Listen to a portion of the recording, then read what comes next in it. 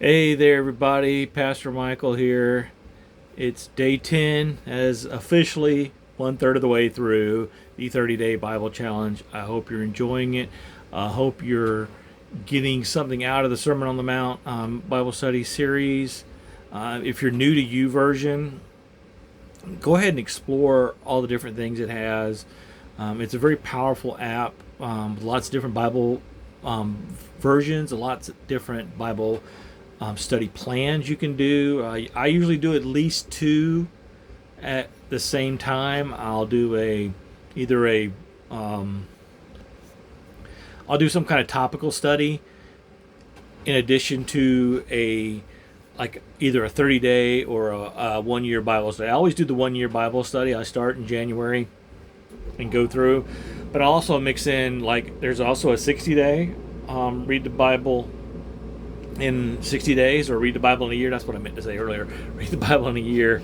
I always do that starting in January, but I'll also do other Bible readings in addition to topical Bible studies that could be anywhere from, some of them are 3 days long. Some of them could be a couple of months. So some of them are videos, which are nice, and some of them are audio, and some of them are just reading. And the nice thing too with the YouVersion app is, for most of them, even the ones that are just reading, if you have trouble reading, you can play it. They have AI or whatever that you want to call it, that you can just hit the play button and it'll read it to you. That's what I'm going to say. I am struggling for words today, and I apologize. So today, let's pull up the Bible verse as I go over here for verse number 10. Blessed are they which are persecuted for righteousness' sake, for theirs is the kingdom of heaven. I don't really have a whole lot to say on that, more than what I said just last Sunday. Not yesterday, but last Sunday, the Sunday prior to that, for the International Day of Prayer. If you missed that sermon, I invite you to go back and look and just watch through that and see. We're talking about the persecuted church there, for the International Day of Prayer for the persecuted church, and just I always kind of lose my words whenever I think about the persecuted people in this world, currently and in the past. My heart just really cries out for them. There is no greater sign of your faith in Jesus than to endure martyrdom or persecution on his behalf. And there just isn't. A lot of people will say, well, this great wealth or all these great things I have are a sign of my, love and devotion to Christ. No, they're really not. It's easy to love or say you love something when the going's good. It's when the going is tough. That's when, to keep using analogies, the rubber meets the road and your true self comes out, and who you really are and what you really believe is shown not only to the world but to yourself. And that's important. You may think you are truly, I would never do XYZ if I was in the same position as that person. But unless you've ever been in that position, you can never answer that same question. You can never answer it, honestly. Especially when that involves any type of pain, physical or mental or financial, spiritual pain. If you've never experienced any of those, then you don't know and still held on to your beliefs, rather, then you don't know your beliefs are, indeed that deep into your heart. That's not to say you're not as good of a Christian as somebody who's been, beaten to death and had their legs broken because they held on to their belief in Christ, but you haven't been beaten yet, so you're not as much of a Christian as they are. No. That's to say that at all. That's just to say that their faith has been tested, but yours hasn't yet, and it may never be tested. But that's okay.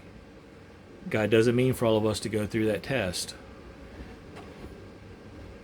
But just keep in mind, let's keep praying for and standing up for those who are going through those tests and trials. Thank you guys. I haven't said it yet, so I'll go ahead and say it now. If you're just joining the study, there's still time to catch up, and I'm going to say that every day. Even when we're on day 30 of the 30-day challenge, I'm going to say it's still plenty of time to join the 30-day challenge, because as long as there's breath in your lungs, there is time to join a Bible study, and there's still time to grow closer to God. That's just the truth. So get on YouVersion. If you don't already have an account, sign up for an account. It's all free.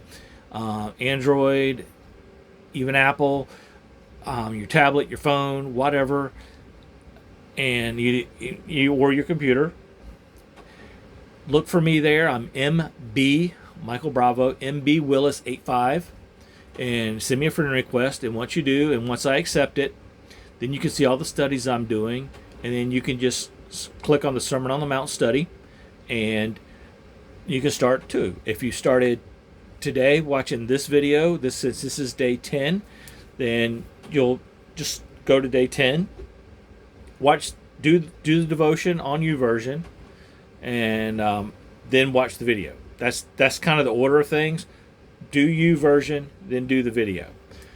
If you have questions, comments about the video, about the devotion for the day, leave them in the comment section of the YouTube video below. Makes it easier for me to find than it does with Facebook. So don't leave them on the Facebook page. Just put them right below here in the comments on YouTube. And feel free to ask questions or comments if you've got anything out of my video or the devotion itself. Whatever. Just throw it out there. Even if it's from, previous days, because you need to go back and do the previous days so you can catch up. And there's a little feature up in the corner, depending on, and it's going to depend on what device you're using. So it could be up here, it could be down here on your YouVersion app, which is the settings when you're in the plan itself. When you're looking at the Sermon on the Mount plan, there's probably a little gear-looking icon, I think is what it is. And here, let's do this. We'll look at it on my phone. And so when I go here, and I have an Android phone, so for me, I'm looking at the Sermon on the Mount. I know it's hard to see here, but up here in the upper right corner is 3 dots. Now if I clicked on those 3 dots, there's a little gear icon that says Plans Settings. Now if I clicked on that, I can set a reminder, and I can also, if I'm behind, it'll tell me I'm behind and give me the option to catch up.